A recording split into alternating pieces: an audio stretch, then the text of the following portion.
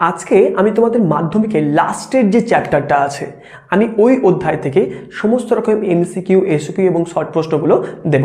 তোমরা এই প্রশ্নগুলোকে ভালো করে গেলেই দেখবে পরীক্ষায় সবটা কমন পেয়ে যাচ্ছ। দেখো আমি কিন্তু ভূগোলের প্রত্যেকটা চ্যাপ্টার ধরে সমস্ত রকম প্রশ্নগুলোকে করিয়ে দিয়েছি।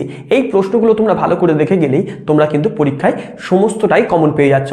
জিওগ্রাফিতে নাম্বার পাওয়া কিন্তু মাধ্যমিকের ক্ষেত্রে খুবই সহজ, সেহেতু তোমরা কিন্তু খুব ভালো করে এই সমস্ত প্রশ্নগুলোকে করে যাবে।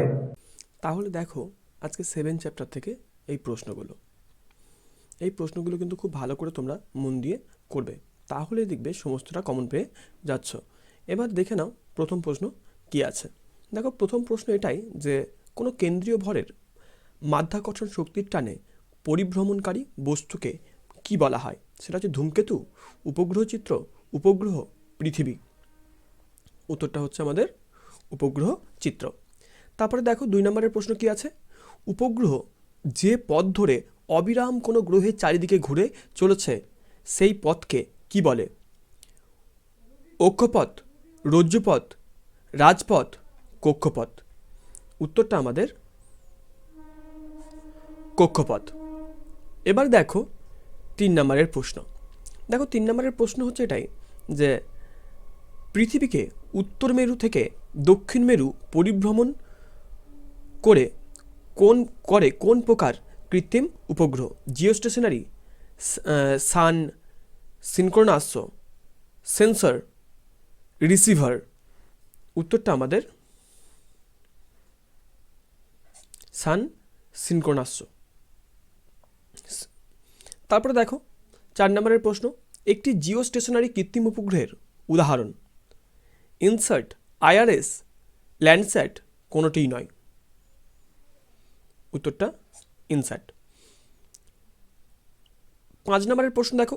উপগ্রহ চিত্রের ক্ষুদ্রতম উপাদান হলো গ্রিড, সোয়াথ, পিক্সেল, ব্যান্ড। উত্তরটা পিক্সেল। 6 নম্বরে দেখো স্যাটেলাইট আড়াআড়িভাবে একটি নির্দিষ্ট অক্ষ বরাবর যে মোট দূরত্ব আবৃত করে ভূপৃষ্ঠের তথ্য সংগ্রহ করে তাকে কি বলা হয়? তাহলে তাকে বলে সোয়াথ। 7 নম্বরের প্রশ্ন দেখো। উপগ্রহ চিত্রে ছদ্মরং উদ্ভিদকে চিহ্নিত করা হয় কোন বর্ণ দ্বারা? উত্তরটা লাল। তরঙ্গদৈর্ঘ্যের 8 নম্বরের প্রশ্ন দেখো। তরঙ্গদৈর্ঘ্যের বৈশিষ্ট্য অনুসারে তড়ুৎচুম্বকীয় বর্ণালীকে কটি ভাগে ভাগ করা যায়? 7টি ভাগে। 9 নম্বরের প্রশ্ন দেখো। তরঙ্গদৈর্ঘ্য অঞ্চলের মধ্যে দৃশ্যমান তরঙ্গদৈর্ঘ্য অঞ্চল হলো 0.4 থেকে 0.7 মাইক্রোমিটার। 10 নম্বরের প্রশ্ন দেখো। যে ধরনের আলোর তরঙ্গদৈর্ঘ্য সব থেকে ক্ষুদ্র সেটি হলো বেগুনি। 11 নম্বরের প্রশ্ন দেখো। অতি ক্ষুদ্র তরঙ্গদৈর্ঘ্যযুক্ত আলোক তরঙ্গ পরিমাপের একককে কি বলে? ন্যানোমিটার। 12 নম্বরের প্রশ্ন দেখো। কৃত্রিম উপগ্রহের সেন্সারের সাংখ্যিক মান পাওয়ার পদ্ধতি কত প্রকারের হয়? 2 প্রকারের। নির্দিষ্ট বস্তুর নির্দিষ্ট প্রতিফলন তরঙ্গদৈর্ঘ্য অঞ্চলকে কি বলে?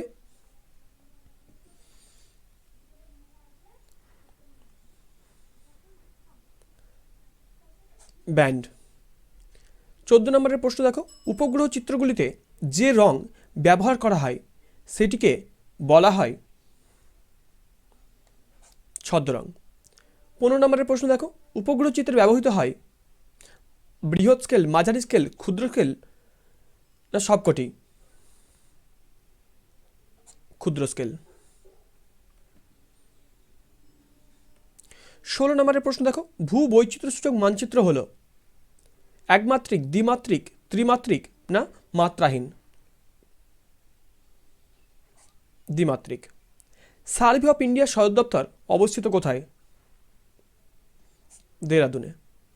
18 নম্বরের প্রশ্ন দেখো, স্কেল অনুসারে ভূবৈচিত্র্যসূচক মানচিত্রকে কত ভাগে ভাগ করা হয়?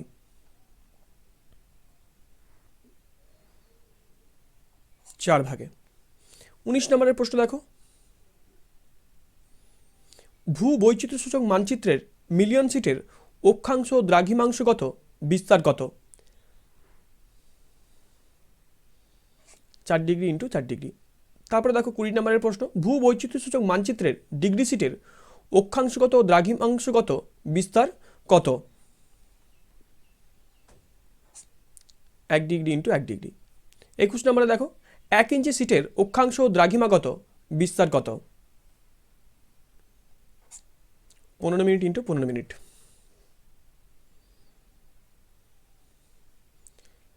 22 নম্বরের প্রশ্ন দেখো, একটি মিলিয়ন সিটের মধ্যে কতগুলি ইঞ্চি সিট থাকতে পারে? 256টি। নাসার প্রধান কার্যালয় ভারতের কোথায় অবস্থিত?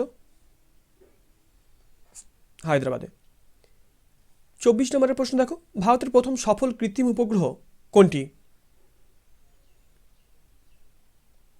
আর্যভট্ট। 25 নম্বরের প্রশ্ন দেখো, 0.6 মাইক্রোমিটার থেকে 0.7 মাইক্রোমিটার পর্যন্ত তরঙ্গদৈর্ঘ্য অঞ্চল নির্দেশ করে? লাল বর্ণালীকে।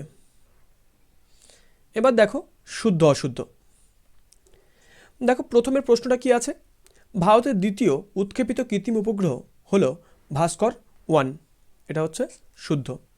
তারপরে দেখো ডিগ্রি সিটকে কোয়ার্টার ইঞ্চি সিটও বলা হয়, এটাও শুদ্ধ।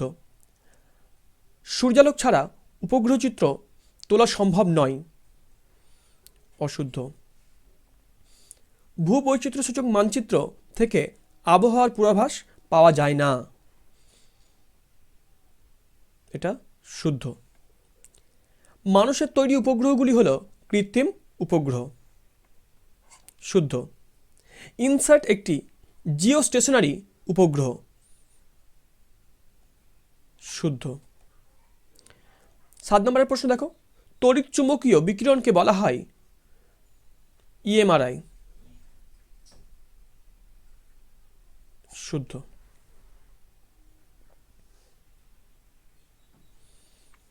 8 নম্বরের প্রশ্ন দেখো,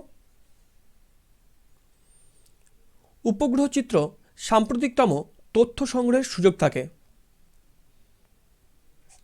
শুদ্ধ। ভূবৈচিত্র্যসূচক মানচিত্র স্থির ও নিশ্চল প্রকৃতির, শুদ্ধ।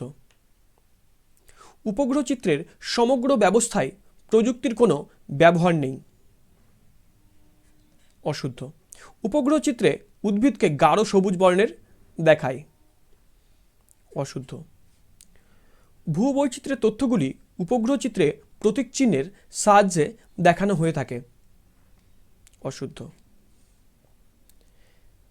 সক্রিয় পদ্ধতিতে সেন্সরের নিজস্ব ক্ষমতায় আলো সংগ্রহ করতে পারে, শুদ্ধ। এবার দেখো 1 নম্বরের প্রশ্ন। প্রথম প্রশ্ন কি আছে দেখো, একটি তরঙ্গ শীর্ষ থেকে অপর তরঙ্গ শীর্ষ পর্যন্ত দূরত্বকে কি বলে?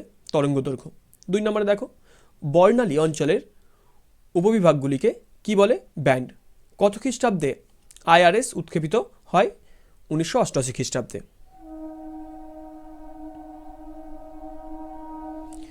তারপরে দেখো 4 নম্বরের প্রশ্ন কি আছে, কত খ্রিস্টাব্দে ইনস্যাট উৎক্ষেপিত হয়? 1982 খ্রিস্টাব্দে। ভারতের স্পেস কমিশন কত খ্রিস্টাব্দে গঠিত হয়? 1972 খ্রিস্টাব্দে। 6 নম্বরের প্রশ্ন দেখো, ভূবৈচিত্র্যসূচক মানচিত্রে সমোন্নতি রেখাকে কি রং দ্বারা দেখানো হয়? বাদামি।